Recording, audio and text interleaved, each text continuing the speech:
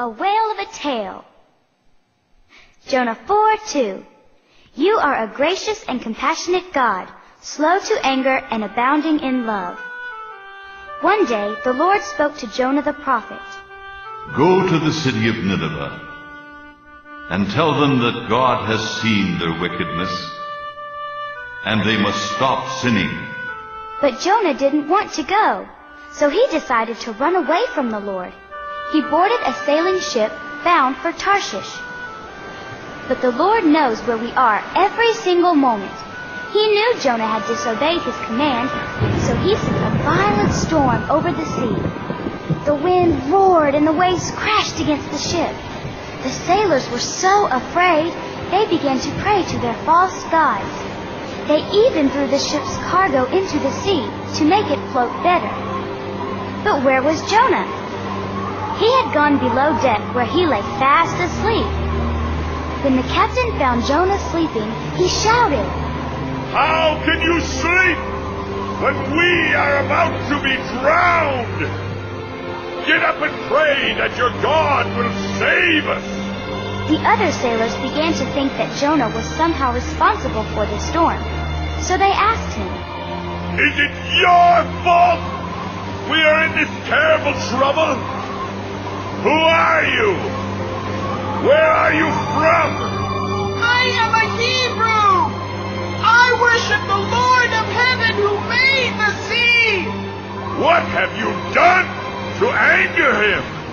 "I am running away from the Lord.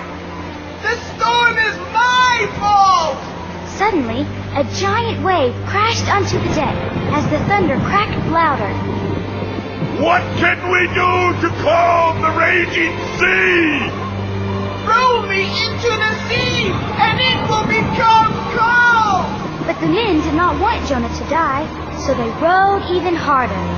But the storm grew wilder. "Forgive us, Lord!" Then they picked Jonah up and threw him into the raging sea. Suddenly, the sea was calm. Everything was still. When this happened, all of the sailors made promises to serve the God of Jonah.